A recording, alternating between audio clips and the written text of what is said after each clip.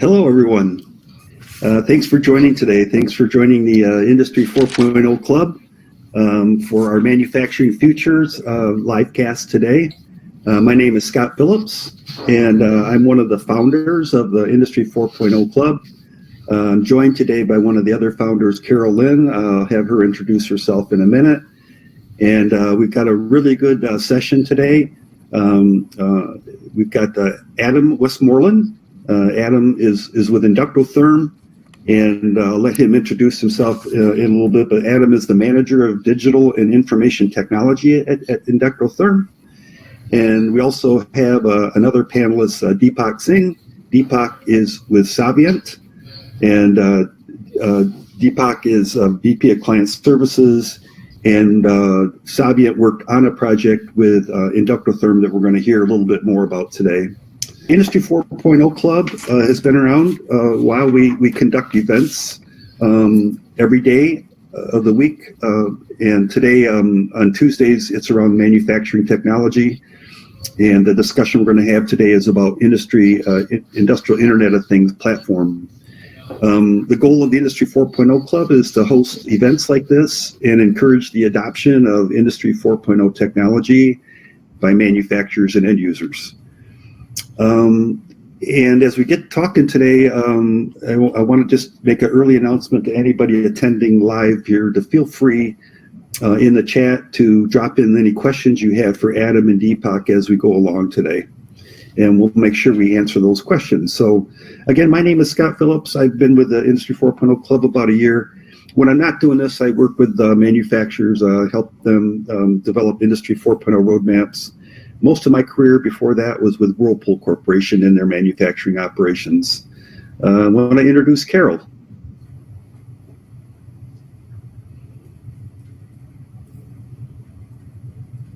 Carol, I think you're muted. Yes, I'm on mute. There we go.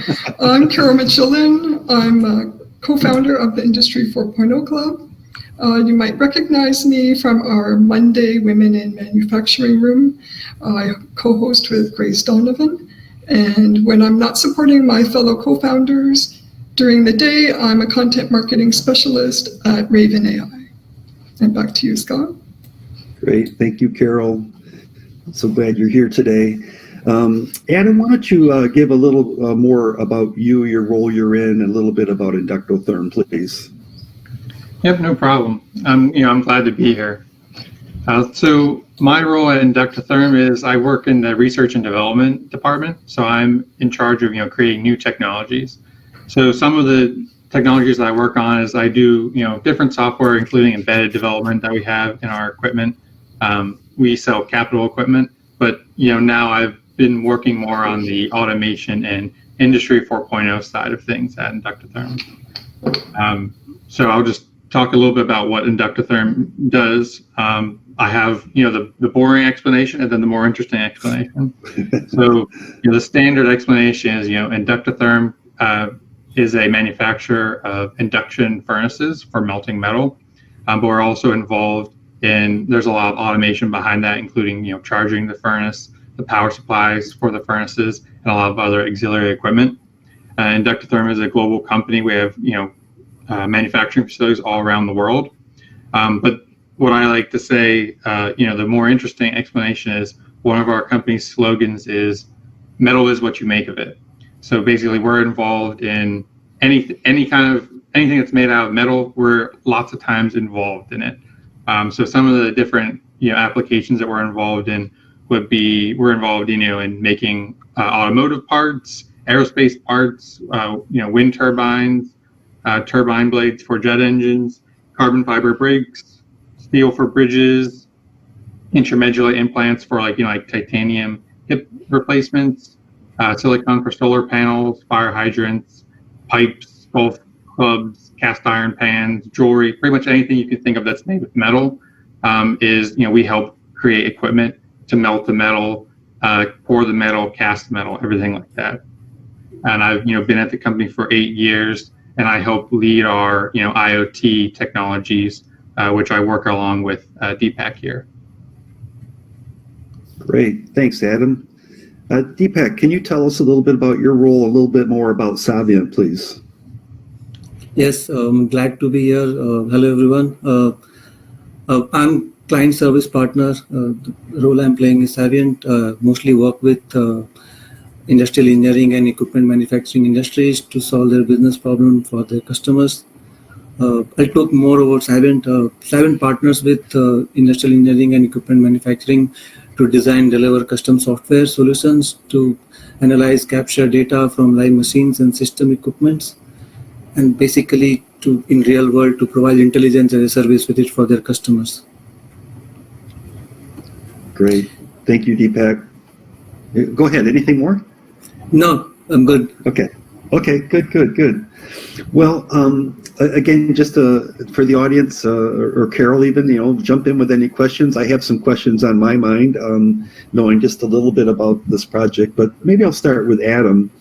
Adam, we hear a lot about IoT or even IIoT platforms, but can you just basically tell us maybe a little bit about the project that you did with Saviant and what was the objective and the problem you were trying to solve? Sure. So, as I mentioned, Inductotherm creates, normally, our main product is an induction melting furnace, which is a much greener alternative to a gas-fired furnace for melting metal. The project that I worked on with Deepak is a IoT platform, so a cloud-based multi-tenant platform for collecting customers' data from all of our equipment, from the whole process, from taking scrap metal and then turning it into an actual finished product, which is what our customers are doing. We're involved in most steps of that process. So our goal is to collect all the data from all the different steps of that process. Send the data up to the cloud for processing, and then like the goal of an IoT platform is it's to provide value to the customer, whether that's taking the data and putting it into dashboards so that they can make informed decisions in their melting processes, or to use that data then for automation to have certain steps taken by the equipment automatically or through machine learning. So that's what we mainly work on. We have our our product is called MyPlant. MyPlant is the dashboard for the customer. It'll help show them their production and their melting process, how efficiently they're melting. It'll help make recommendations so that they can improve their melting process. And then we're working with Saviant to try to add additional things like preventative maintenance and things like that to help give the customers a return on investment through either predictive maintenance, improving their process, helping their equipment be more energy efficient, and saving them money through that. Great, thanks, Adam. Deepak, can you talk a little bit based on what Adam said? How did you get started with Inductotherm as far as defining what they wanted, whether it was data visualization or preventative maintenance? How did you kind of define the needs at the beginning of the project?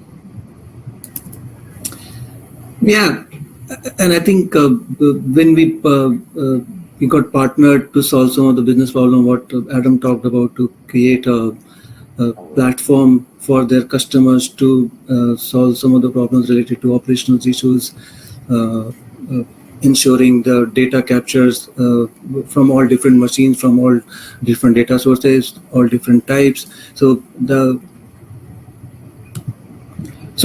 what we wanted to ensure from our end when we partner with Adam, to understand the business problem from the completeness point of view, what are the type of business requirement that we're going to solve through this product, and the correctness of those problems by aligning all those right technical components to each of those business requirement. And while we are doing it, we are ensuring we are evaluating multiple components against each business requirement and then choosing the right one to solve the problem.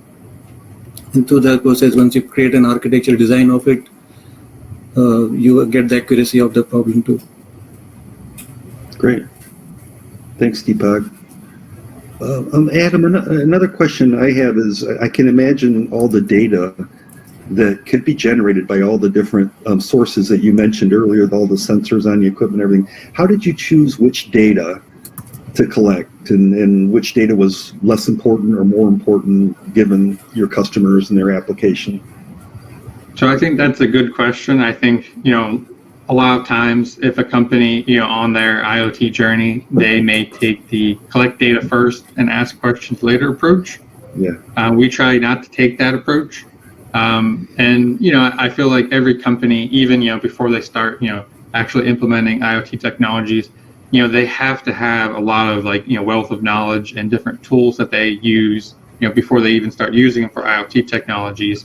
Like, for example, when our sales team sells our equipment to customers, they use certain key performance indicators, certain metrics that our equipment meet to help, sell our equipment to customers. So those are some of the things that we start with, all that background information, the key performance metrics and all the different data that goes behind them, which is how those, metrics are calculated. So we take that first, and then, we also talk to our customers, see what kind of metrics that our customers, which are, foundries and foundry workers, what metrics they use in their, say, monthly reports and things like that. And then we try to collect all the data that's useful for those, dashboards and metrics like that. And then, more some things on the back end for the future, like predictive maintenance and some things like that. It's a little bit harder to know exactly what data you need for some of those things, which is, one of the ways, that machine learning helps is that it kind of identifies which data is more useful for a certain, certain problem. So in that regard, we, collect a little bit extra data that you might not use, but it's pretty much our approach is, talking to the customers and then using our, wealth of knowledge that our experienced people here have in their experience first. Do you find, Adam, that a majority of your customers are using it very similarly in terms of how they're using the dashboard and what KPIs they're using, or is there quite a bit of variation from customer to customer? So far we're, we're just starting getting out to a lot of our customers. So not all of our customers have it yet, only a smaller amount have it. And they do use it differently. I would definitely say, it depends on also the size of the company. Like a smaller company may use it a little bit differently than a medium or larger scale company. And it seems so far it's most useful to, smaller and medium-sized companies that don't really have their own, their own IT infrastructure to be able to have their own, IoT platform there. So like a smaller company that doesn't have that IT resources for that, we are able to, give them a platform to use. And we kind of get their feedback on, the differences in people's processes, and then we're trying to implement some of those things and, kind of tailor it, maybe more towards the medium-sized businesses and make it, most useful for them. And I'm kind of curious, who's the end user at your customer that you're mostly working with on a project like this? Are you working with a process engineer or a plant manager, or who's defining what they need? So I would say we're mostly working with the plant manager, or like I would say the melt manager, who's in charge of the operators, or their manager. But in our platform, we kind of are trying to make it useful for different roles, whether it's an operator role or whether it's a maintenance role or the manager role. So far, I think it's probably the most useful towards the manager role, who needs to see all those key performance metrics, make sure that they're meeting them, and try to increase efficiency. But as we implement more of the predicted maintenance side, then it will be more useful for the maintenance type roles as well. And we'll probably interface with them a little bit more to kind of get some more feedback from maintenance managers. Great, thank you. Scott, we have a question from LinkedIn. If I could show the question, I'll read it out to you. It's for Deepak. From Paul Finney. Deepak, this sounds like many different companies could use this approach. Other than electric furnace companies, what other areas could make use of Saviant's input? Even some Inductotherm companies. Do you Do you need some clarification there, or can you answer that? No, I think it's a good question. Yes. So as I said, and while in my introduction too, that we work mostly with industrial equipment and manufacturing companies where we design, develop, create a custom solution and platform to capture data from live machines and systems. Those sensors and systems can be installed on in case of Inductotherm, it was installed on the melting workshops, on the melting machines, and we used to capture data from, I think right now we are capturing data from 6 different devices, from 6 different sensors, different type of data. But yes, similar approach, and the platform can be applied to other industries where the business problem is same, where you want to monitor the real-time conditioning monitoring of those devices where the sensors are installed. The technology component platform could be different, but the approach would remain same. Paul, if that answers your question. Yeah, I think so. I think it answered it. Deepak, just following up on that, was there, Saviant does a lot of projects like this, custom based on the needs of your customers. Was there anything in particular on the Inductotherm project that was a particular challenge or difficult versus other projects, or unusual in any way? Yeah, with Inductotherm, I think the idea to solve the problem was device twinning, because as I think Adam mentioned, that in the melt shop there are so many devices installed where you have sensors installed, and some of their customers do not have the IT infrastructure or somebody to manage and see how the devices are performing in terms of process and the equipment too. So the idea was to do a device twin. It looks like a digital twin, and device twin is a more difficult and complex and challenging, was to understand how to read the data from different machines and to store them at one place, and then use the data maturity to create the real-time dashboards to go into the equipment details. I think, yeah, it looks like difficult, but was to understand. And I think Inductotherm was a little ahead, because their sensors and devices were already internet enabled, where we were able to connect to the cloud and to capture the data from different machines, from different storages, different data types, and to create one single source of truth from there. Good. I have a follow-up question, Deepak, but before I do, just want to reset the room here for anyone that's just joining our live stream today. So my name is Scott Phillips. I'm here with Carol Lynn, another co-founder of the Industry 4.0 Club. This is our Tuesday room session, manufacturing future. And today we're interviewing Adam Westerlund from Inductotherm and Deepak Singh from Saviant, and we're talking about the Industrial Internet of Things platform that Saviant worked with Inductotherm to help provide their customers with data about their machine operations. And Deepak, you were just, I think you called it device twinning. I hear a lot about digital twin. Is that the same thing, or what do you mean by device twinning? Yeah, it's more or less same.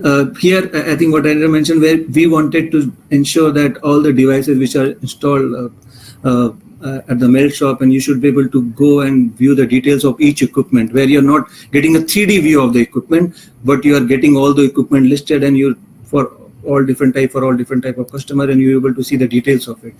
Digital twin, where you get the 3D view of that machine itself on the platform. So that's why I use the term device twin. Got it. Okay. Probably, thank you. Like the base level, like the intro, and then if you keep going further, then you'll get to the true digital twin. Yes. Okay. Scott, can I jump in? Oh yeah, please. Sorry, I did have a question for Adam. What I do as a content marketer, I write a lot of case studies as part of what I do. And when two companies partner together, sometimes something new comes to the surface as a SaaS provider, either something customized that you've done that is actually can be repurposed and become part of your toolbox for other clients. And I'm wondering if there's something that you're able to share, that you're allowed to share, that you discovered with your work with Deepak. something that we worked on that I learned that I'm able to like repurpose for. Well, I would say it's good to hear like I would say we have Inductotherm and me have a good relationship with Saviant, and we're also able to hear about all the different applications that they're working on with other customers. And every once in a while we were able to see some demos or see some of the other use cases. And I would definitely say it's very helpful to see some other people's dashboards in other manufacturing facilities or other applications.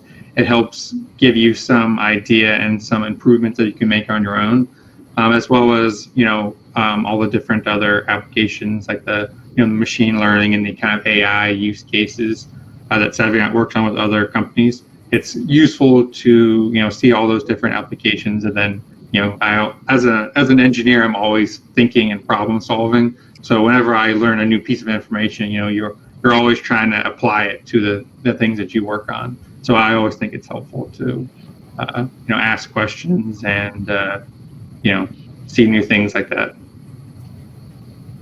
Thank you. How about you, Deepak? Did you discover anything from this partnership? Yes, as I said, I think when we started this relationship 4 years back, I think the device training, as I said, or digital training, probably we haven't done that kind of work in the similar domain industry where we were creating an IoT platform for real-time asset monitoring and conditioning monitoring. But here we want the business problem was to able to view the equipment details and how they are performing at each stage. And I think what we learned at this stage where we have understand the data maturity from all their customers from all different machines, and we can now use that data to start doing the prediction failure for some of the equipments, and that would really help their customers. So yeah, few things. And Inductotherm is they have so many product lines, they have so many different type of customers, they have so many different type of equipments too. Normally when we work with other industry where you're trying to do the asset monitoring of one type of equipment. Like as I think Adam mentioned in the introduction as well, they work with steel industry, they work with aerospace industry, they work with renewable energy. So thank you. At Inductotherm, we like to say we sell solutions rather than like a cookie cutter product like a car that's made over and over again. We sell solutions to customers. So it probably is a little bit more difficult than some of the other products that Deepak and Saviant have worked with. True. Hey, Adam, I'm kind of curious, in addition to the benefits to your customers of the IoT platform, what about as a feedback loop to Inductotherm about usage of your equipment in the field? Does it help with product development or problem analysis of how equipment are? In other words, are you also internally monitoring performance in the field?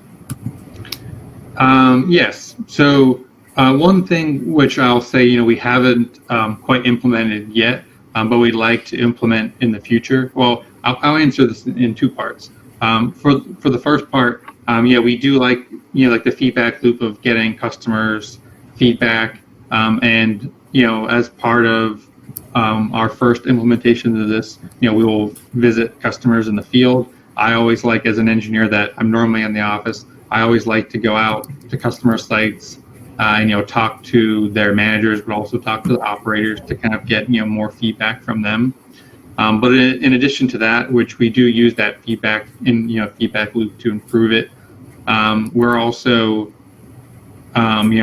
hoping to kind of work more towards like service contracts where we have this IoT platform, and then we're able to give the customer like a service and support contract where our service and support are able to use all the data in here to help give live advice or live process or different advice and service and support by leveraging all this data that we have, rather than maybe taking a flight to the customer site and fixing something in person. So it sounds like the benefits for your customers kind of start out as basic visualization and dashboards and KPIs, but can evolve over time into predictive maintenance and monitoring as a service. Oh, definitely. Okay. It's a platform, and the platform can always grow, and the platform can always add more modules and more applications and more improvements over time. Adam, so many companies that I work with are sometimes paralyzed to try to calculate a return on investment on something. I imagine this was a large investment for Inductotherm and a big decision. How hard was it at the beginning to get capital and budget to go forward this or align your leadership team? I would say our leadership team at Inductotherm is definitely forward-looking.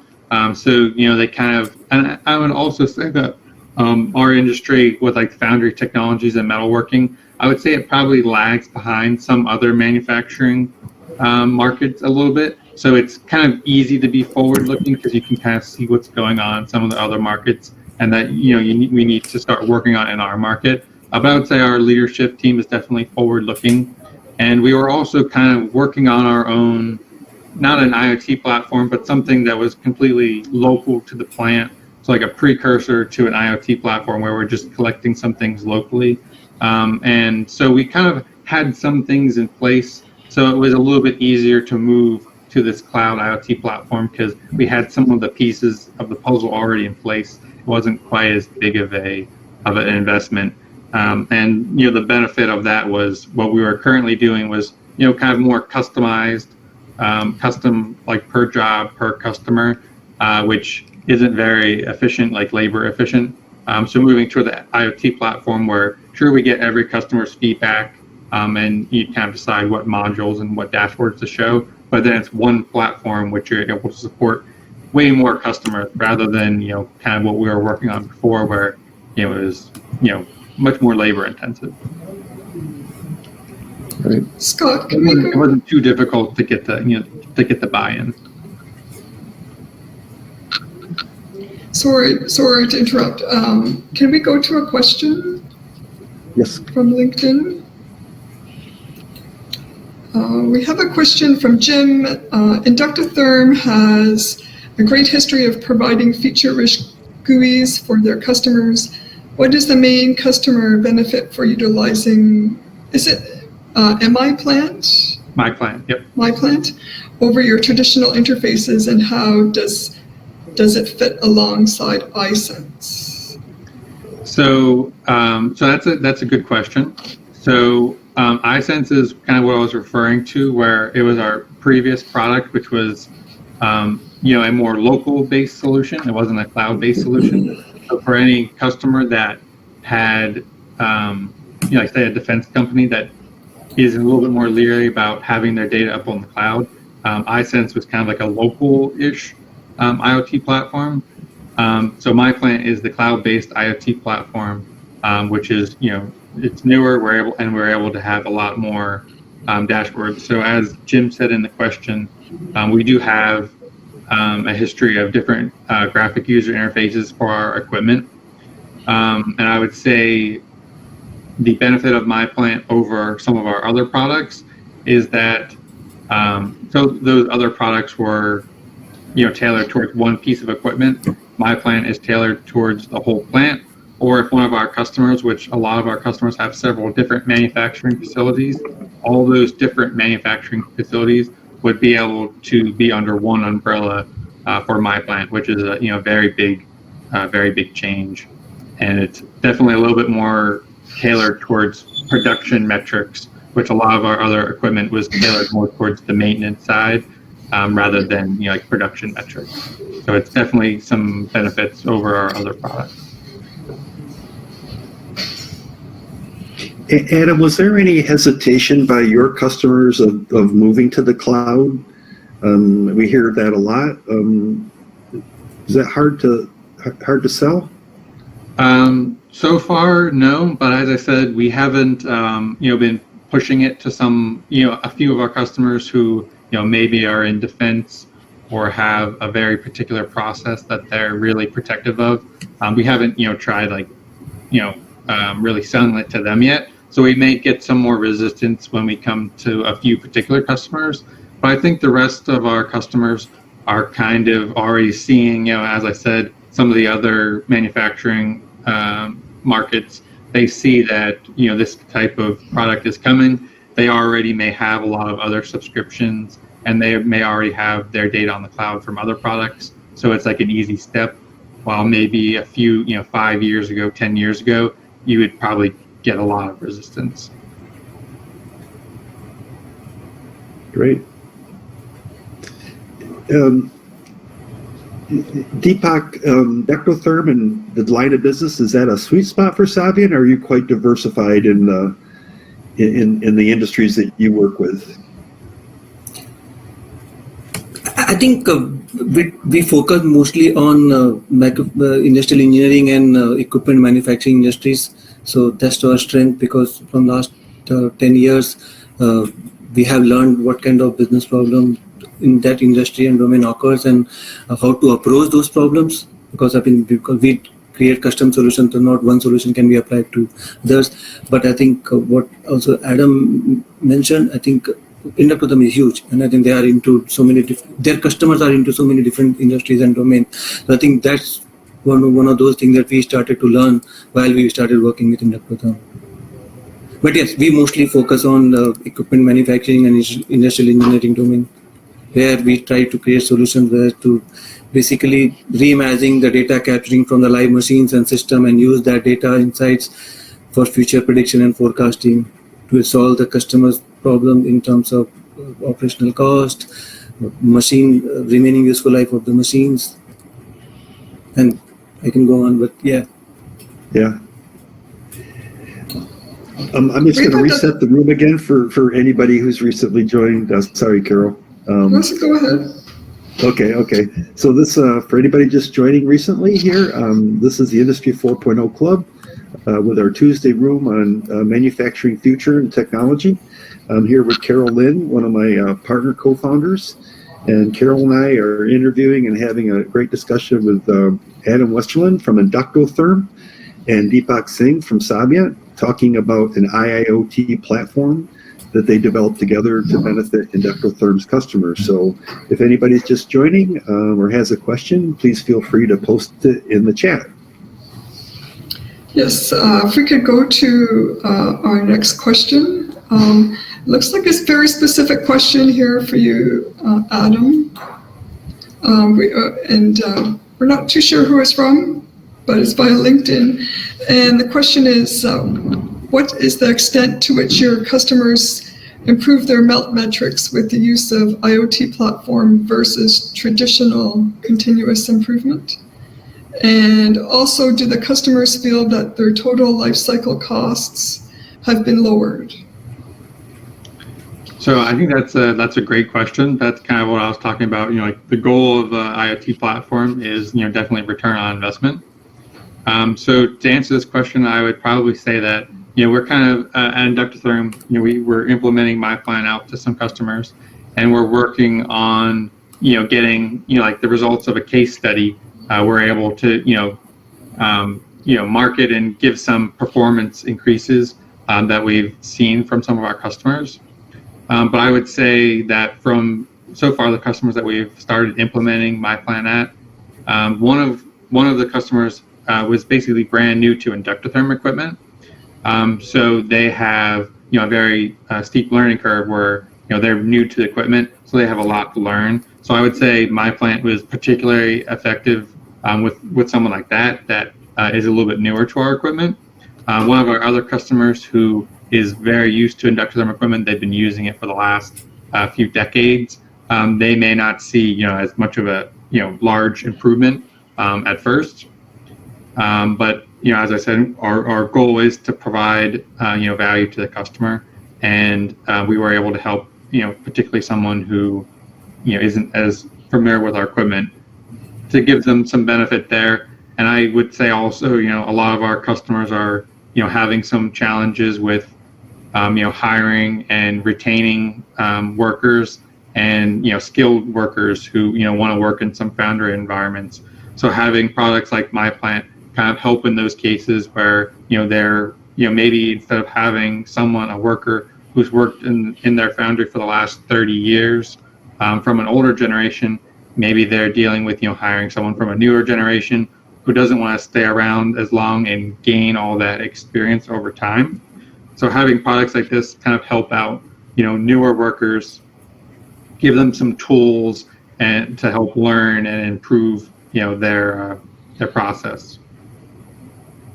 Hopefully that answered that question.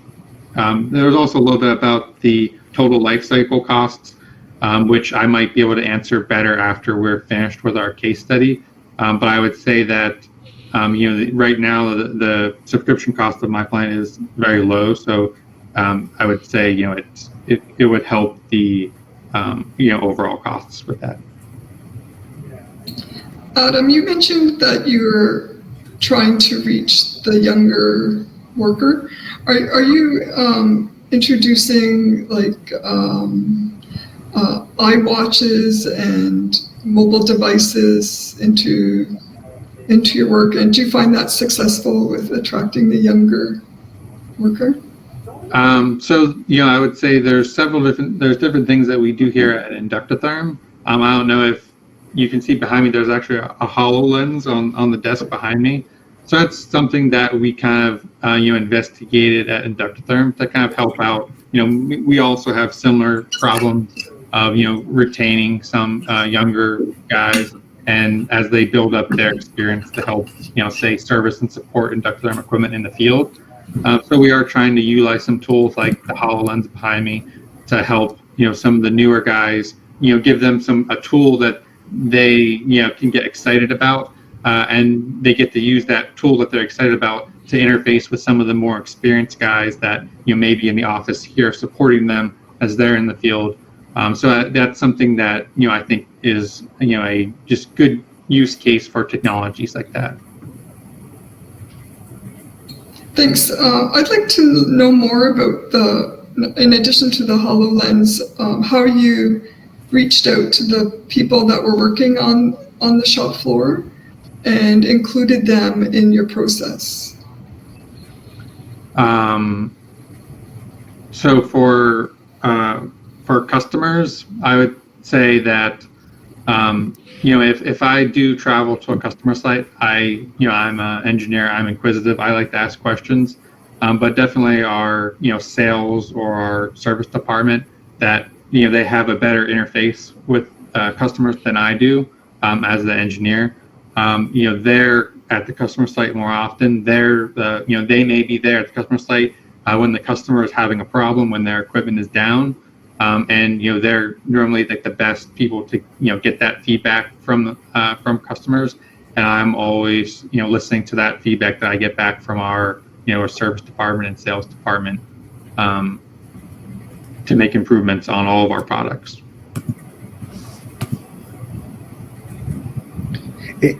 Adam, can you talk a little bit about the very beginning of the project, the process of selecting who to work with? Obviously, you selected Saviant, but what did you look at others, and why did you pick Saviant?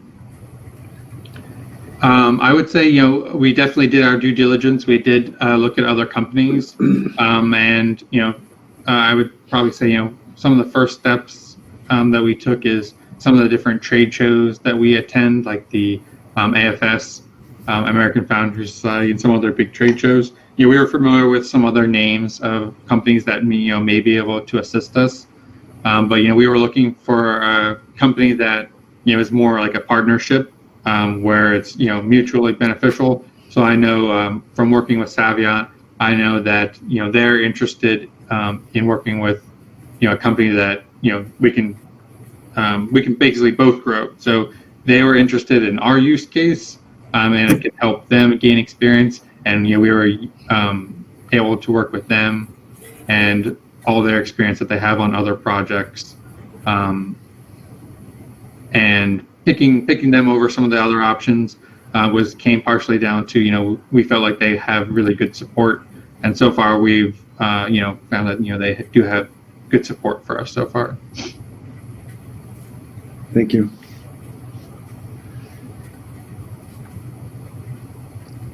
Carol, any other questions coming in from the audience? Yes, thank you. We have a follow-up for Adam. I guess what your next steps are, what you're thinking, maybe once you've taken a look at the return you're getting, and whether you're ready to bring Saviant to other plants. Yeah, so I think that's a great question. So I would say, yeah, we're definitely ready to implement my plant at some of our other customer sites. Because we do make capital equipment, we do like to field test things very thoroughly. It's a little bit slower to roll out some things because if we're rolling out something on brand new equipment, we may ship our equipment, and the time between, there's a big difference between making an improvement in an iPhone. The customer can buy it on Amazon, get it in 2 days, have it in their hand, and start using it. For capital equipment, it's a much longer process. You may have lead time of a couple months. It may ship to the customer site. They have to have all the rest of their plant ready for it. So far, the rollout has been a little bit slower on new equipment, but we're hoping to get a lot of our existing customers that have equipment, and it'll be a lot faster to onboard more of them rather than sell it along with brand new equipment. But yes, we're definitely interested in rolling out more. Are you having a similar supply chain issues along your value chain as well? Are you experiencing that? Yeah, I would say probably every manufacturing company is experiencing supply chain difficulties in some way. So we're definitely experiencing them. I think our company's leadership is helping work around these problems very well. But it does increase lead time, and it does maybe slow down some implementation of new technologies.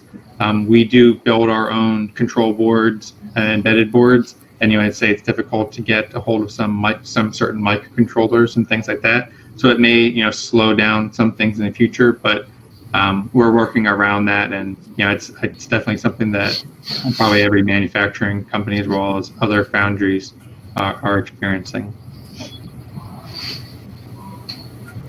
Hey, Deepak, I had a question for you from your experience at Saviant. If there's assuming there's some machine builders listening to this live stream today, and maybe they haven't taken the leap yet that Inductotherm did, what does at Saviant, what percentage of people who could take advantage of this connectivity and IoT platforms have made the leap? Is the adoption rate very slow? Are there many people who should be thinking more about these IoT platforms? Why are they not, assuming that they're not jumping in quickly, why not? What's the obstacles for people to not do what Inductotherm has done?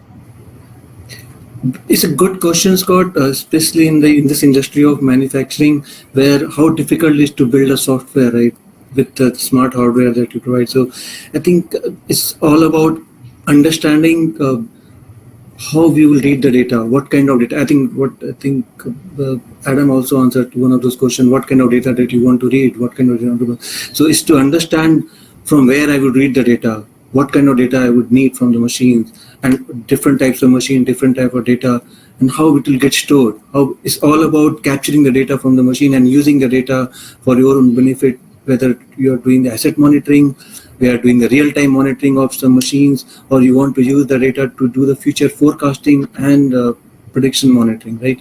So I think it's understanding the data from the machines and how to use it and store it, because they can be so many different data sources can be, right?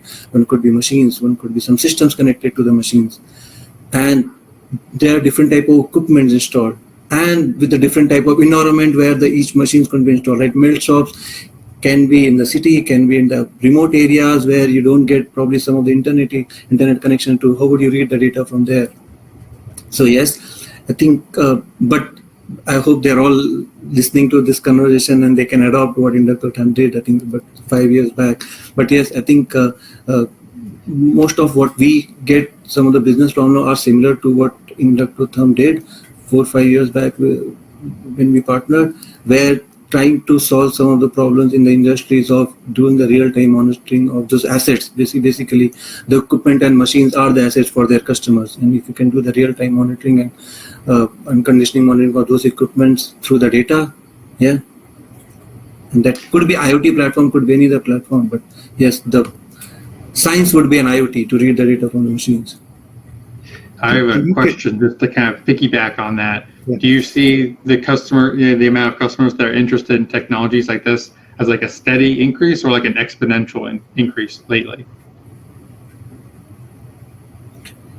I would say steady increase from last one and but I think we are seeing some of the business cases that are coming to us. Looks like 2023, 2024 would be heading towards where it can rise up to where it's not only the huge companies, the small scale industrial companies who are located probably some in remote areas, and they have customers who are located in remote areas and they want to solve their problem for their customers. So, Deepak, do you get any requests from potential customers to help them assess what their ROI could be, help them prove out their business case, and do you have a process for helping them with an assessment? Yes. We do that. So when we start any relationship or any partnership, right? When we start any partnership, we tend to focus on what are the business problem we are trying to solve, what is the business value you'll get out of that. And then we have a phase where we call it business analysis phase, due diligence phase, where we tend to get all those stakeholders in place and try to ask those questions from their customers' point of view, what business value you will get. While it's not about creating a platform, right? It's about solving a problem and what business value you'll get by solving the problem, whether it's an operational cost, whether you are saving your client service team's effort for the monitoring of those equipment and devices, or whether you're trying to improve the operational efficiencies of that, and providing new services and offering. So that's the phase we call it. We do 2-3 weeks of detailed exercise with the right stakeholders from their side to analyze the business value and the problem associated with it. Got it. Deepak, I was wondering where you find your clients need the most care and help, whether that's in cybersecurity or data integration. Where do you find they need you need to spend extra time with them explaining how things are working? It's a good question. It's mostly on the data integration side.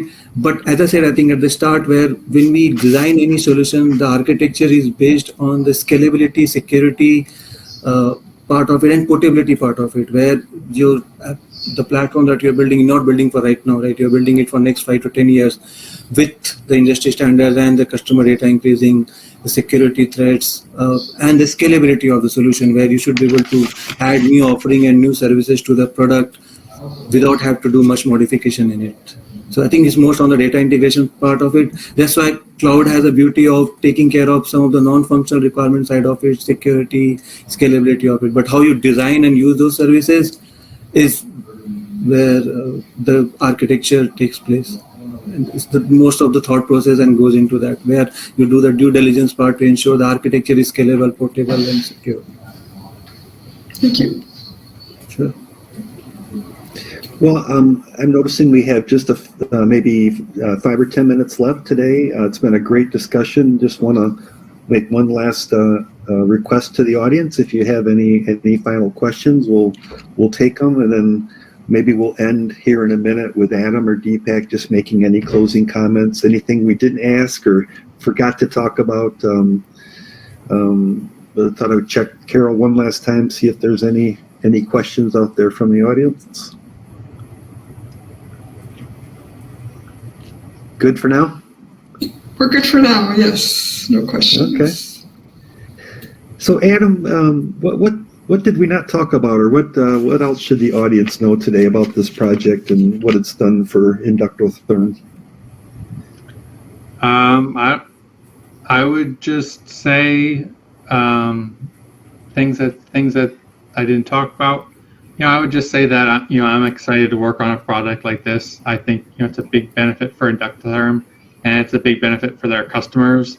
It helps solve some of the problems that our customers may be facing. Like I mentioned earlier, some things like labor shortages or skilled labor. Helping give some people some tools to help solve their problems, solving some rising energy costs and some energy supply issues. Our equipment is already very efficient, but you're helping run your equipment as efficiently as possible to help save on energy costs. And I'd mostly just say it's an interesting project to work on. I'm glad to work on it and that we have the opportunity to help out customers with it. Great, thank you. Deepak, any closing comments from you today? I'm happy to be part of this conversation. I think it was a very fruitful discussion to understand and hear from all the different questions we got, and especially hear from Adam how Inductotherm is working and planning for the future and for their customer to solve their problems. I think from my point of view, we did cover everything we wanted to as part of the discussion. Yep, I'm always happy to be, as a part of, panels like this. I get to see, some of the different customers or different audience members' questions, and, hopefully I can make improvements from those questions also. I'd like to add maybe, Deepak and Adam, if you could let us know how best to reach you if anyone has any further questions. Yeah, I can leave an email address below. If anyone has any other questions for us, they can reach out. Yeah, I think Scott has my email address, but I'll happy to share it again. Okay. Carol, any other closing comments from you? No, I'm pretty good. I'm trying to wrap my head around it. I'm definitely Deepak. You sparked my interest in the cloud side of that, so I'm definitely going to maybe doing some research on how you're working with that. Sure. That's it. Great. Well, I'll help sign off then. I'd just like to thank again Adam and Deepak. It was a really insightful discussion today. Thank you to everybody who joined in the audience. If you like conversations like this, please look for them on LinkedIn, LinkedIn Audio through our Industry 4.0 Club page. We host conversations on alternating weeks. Mondays are dedicated to women in manufacturing. Tuesdays are dedicated to the future of manufacturing. Wednesdays are dedicated to fireside chat. Our information on our website, which is at industry40club.com. And with that, thank you everyone for joining today. I hope you have a good rest of your day. Thank you, everyone. Thanks. Thank you. Bye.